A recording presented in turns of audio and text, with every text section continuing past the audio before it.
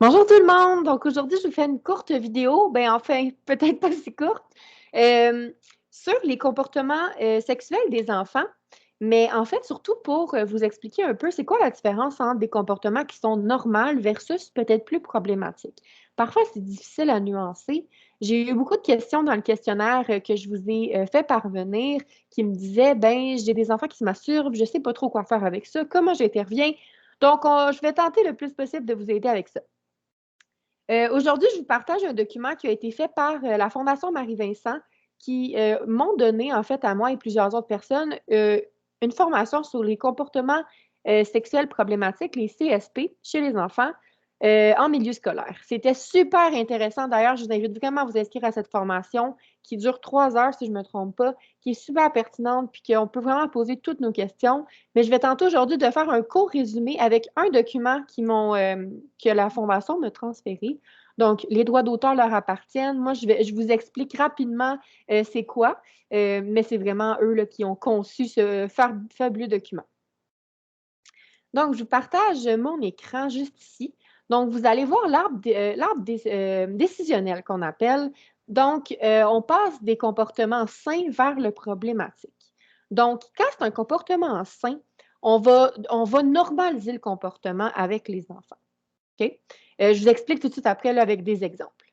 Quand le comportement change de contexte, ben, il devient comme inadéquat en contexte scolaire. Donc, ce qu'on fait, c'est qu'on va aller recadrer par une intervention de base. Généralement, le comportement va cesser, on n'a pu intervenir, l'enfant ne fera plus le comportement. Par contre, quand le comportement persiste dans un délai raisonnable, le comportement devient préoccupant. Donc, à ce moment-là, on fait une intervention immédiate et on réfère vers des professionnels, soit dans l'école ou à l'extérieur, mais qui peuvent vraiment aider le jeune là-dedans. Si le comportement cesse, on arrête l'intervention, mais si le comportement persiste toujours, ça devient un comportement qui est problématique. On intervient immédiatement, mais aussi on fait un signalement à la DPJ. C'est très important. Donc, je vous l'explique un peu plus détaillé. Donc, un comportement qu'on considère sain, c'est un comportement qui est adapté à l'âge de l'enfant et à son développement psychosexuel. Donc, par exemple, un enfant qui aurait un comportement qui est sain, donc normal, va poser des questions par rapport à la sexualité, sur le corps, la reproduction. Va avoir des premières expériences de séduction, va chercher à plaire, expérimenter des premiers comportements amoureux. Hein. On imite nos parents souvent. Se donner la main, faire des câlins, des bisous même aussi, ça peut arriver. Parler de sexualité, donc utiliser des expressions relatives à la sexualité. Les enfants sont comme des éponges, hein, on le sait, ils vont absorber toutes sortes de mots relatifs à la sexualité, c'est normal. Avoir des jeux d'exploration, donc jouer à s'embrasser en privé à la maison, vont s'auto-stimuler aussi à la maison, en privé, vont donner des bisous sur la bouche. Donc, quand on intervient avec un comportement sain, bien, on normalise le comportement puis souvent, on en profite aussi pour faire de l'éducation à la sexualité dans ce contexte-là. On peut, par exemple, répondre aux questions de l'enfant. On peut enseigner à l'enfant, par exemple, que son corps lui appartient, ses organes génitaux sont à lui, sont privés, sont intimes, qu'il a le droit ou qu'elle a le droit de dire non et de respecter son corps, puis d'encourager l'enfant à mettre ses limites. Quand le comportement change de contexte, donc, le comportement devient inadéquat en milieu scolaire qui veut dire le comportement sexualisé correspond au développement de l'enfant, mais il n'est pas considéré adéquat à l'école. Par exemple, l'enfant pourrait avoir des comportements qui respectent son développement psychosexuel, mais qui ne sont pas acceptés dans l'établissement, donc toucher ses parties sexuelles quand l'enfant est distrait, se masturber dans un contexte anxieux, par exemple, montrer ses parties sexuelles pour faire rire des camarades, utiliser des mots sexuels vulgaires, embrasser les amis sur la bouche à l'école. Donc, à ce moment-là, c'est inadéquat à l'école. Donc, on va recadrer avec une intervention de base. Généralement, on va aller commencer par normaliser le comportement. Donc, on va dire, par exemple, je sais que tu es curieux, curieuse envers ton corps. Parfois, quand tu touches à tes parties génitales, ça ne fait pas la même sensation que quand tu touches ta main. Donc, normaliser que ce que l'enfant vit, c'est normal. Par contre, on va aller recadrer par rapport aux notions de frontières et d'intimité. Donc, par exemple, tu sais, hein, Lucas, À l'école, c'est un endroit qui est public, donc tu ne peux pas toucher tes parties génitales à l'école, mais tu peux le faire à la maison, dans ta chambre ou dans la salle de bain. Ça, c'est des endroits privés, c'est correct. Informer les parents si nécessaire, pour un peu avoir un suivi. Qu'est-ce qui se passe à la maison? Est-ce que l'enfant fait ça aussi si l'enfant est anxieux à la maison puis qu'il se masturbe quand il est anxieux? Peut-être qu'il y a un petit problème d'anxiété à aller régler derrière ça. Puis offrir des stratégies alternatives pour l'enfant. Donc, regarder des livres sur l'anatomie, faire des respirations. Donc, finalement, gérer son anxiété autrement. Si le comportement persiste, donc arrête pas suite à cette intervention-là, le comportement devient préoccupant. Donc, à ce moment-là, généralement, le comportement va être sexualisé, mais qu'il y a un écart d'âge de plus de 2 ans entre les enfants. Donc, un enfant, par exemple, de 5 ans, puis un enfant de 8 ans, ça devient préoccupant s'il y a des comportements sexualisés entre eux. Souvent, ça va stigmatiser l'enfant. Donc, l'enfant va souvent être rejeté ou pointé du doigt. Ça l'envahit l'enfant, ça l'envahit toutes ses activités. Donc, l'enfant ne fait que ça, finalement. Ça peut impliquer plusieurs enfants, même être associé à un secret, donc quelque chose que l'enfant ne doit pas dire.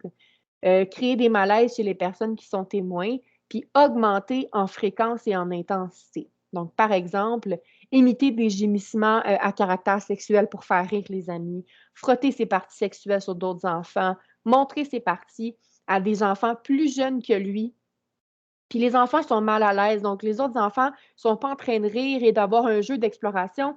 Les enfants sont mal à l'aise, ne sont pas bien avec ça. Continuer de toucher ses parties sexuelles en classe malgré les interventions de base qu'on a fait.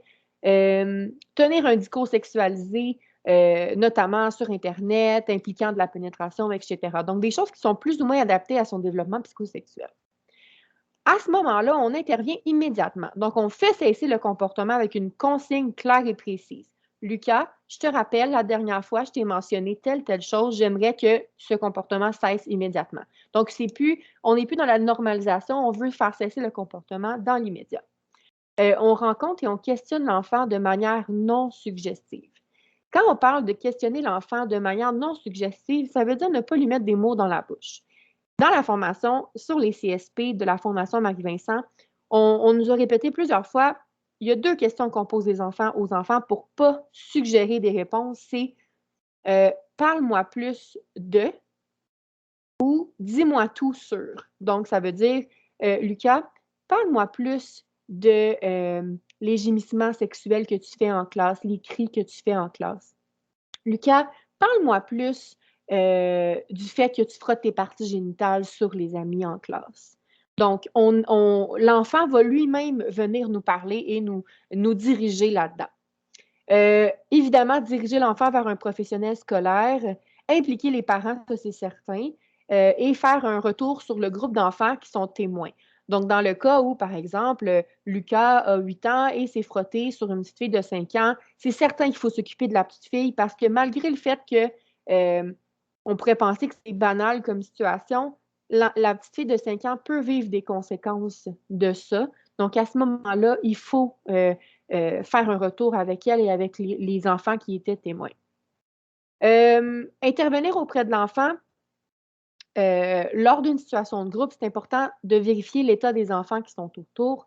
Puis, même si la situation est préoccupante, il ne faut pas oublier de valider les besoins et les émotions des enfants. Donc, Lucas, ce n'est pas un mauvais enfant, c'est une bonne personne, mais malheureusement, il y a des comportements qui sont préoccupants. C'est important de valider ses besoins et ses émotions. En tout temps, évidemment, il est possible de faire un appel à la DPJ si jamais on a des questions. Si le comportement continue, ça devient un comportement problématique. Donc, le comportement problématique, c'est un comportement qui dépasse largement l'âge développemental de l'enfant. C'est potentiellement néfaste, même induit de la souffrance physique pour l'enfant et pour les autres, et psychologique aussi. Ça implique souvent l'usage de la force, de la manipulation de la part de l'enfant.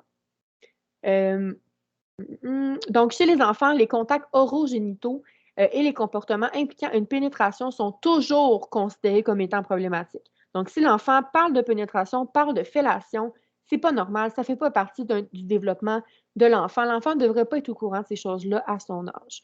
Donc, par exemple, s'auto-stimuler de manière excessive jusqu'à causer de la souffrance, avoir un intérêt exagéré pour la nudité et pour les images sexuelles, toucher de manière répétée les parties sexuelles des autres, avoir des contacts orogénitaux, solliciter une personne à avoir des contacts sexuels, simuler des relations sexuelles avec un autre enfant, avoir des comportements sexualisés qui impliquent la pénétration.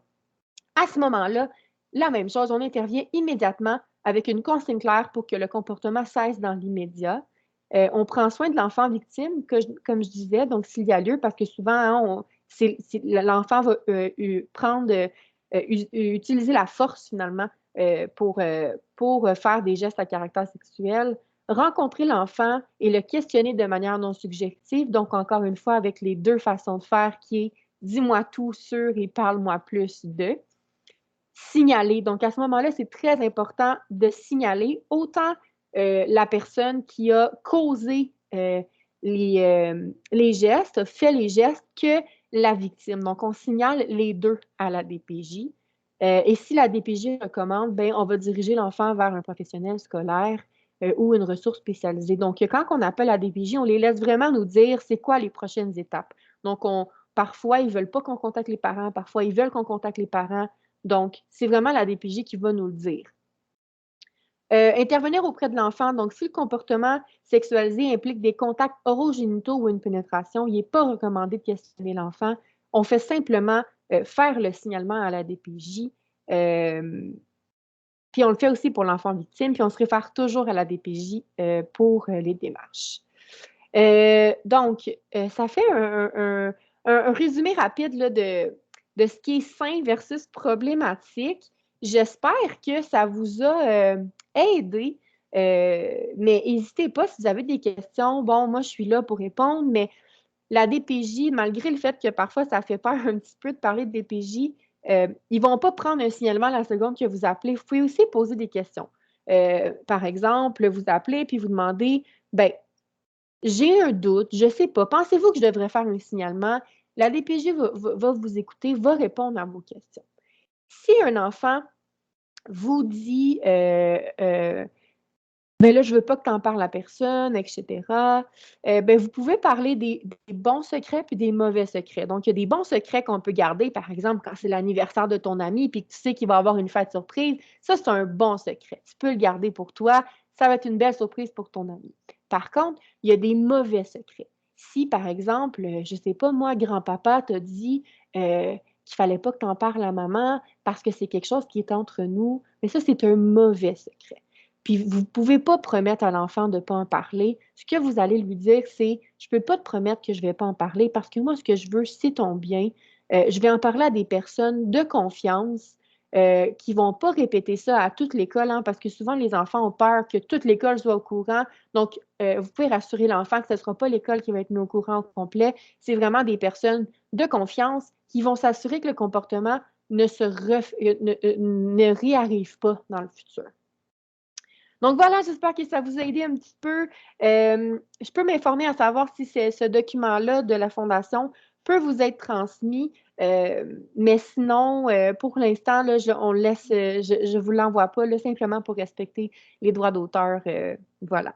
Donc sur ce, ben, je vous fais une prochaine vidéo. Bye bye!